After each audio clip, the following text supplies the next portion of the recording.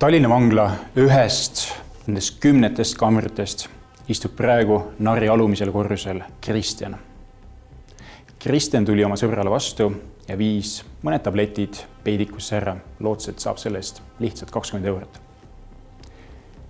Mida Kristjan ei teadnud, on see, et vaatamata sellele, et politsei ei jälginud tema telefoni, vaatas politsei tol hetkel salaja pealt tema sõbra Antsu telefoni.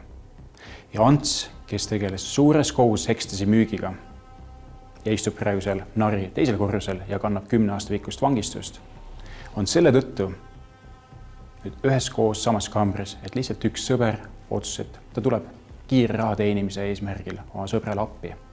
Et ära ole see sõber, kes lihtsalt 20 euro teenimise eesmärgil nüüd peab olema seal Narri alumisel korrusel ja mõtlema elu üle järgi.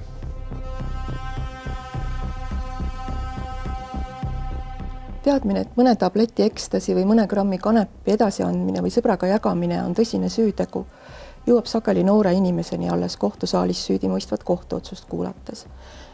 Kohus võib noorele inimesele karistuseks mõista kuni 3-aastase vangistuse ja karistuse mõistmisel arvestab kohus muu hulgas võimalusega mõjutada süüdlast edaspidi kuritegude toimepanemisest hoiduma. Kui tegemist on üksiku juhusliku episoodiga noore inimese käitumises, võib kohus ta karistuse kandmisest tingimisi vabastada ning kallutada ta kuni 5-aastaseks katseajaks käitumiskontrollile. Tegemist ei ole karistusest pääsemisega, nagu see esmapingul tunduda võib, sest käitumiskontrolli nõuete täitmine nõuab vahusetunnet ja distsipliini.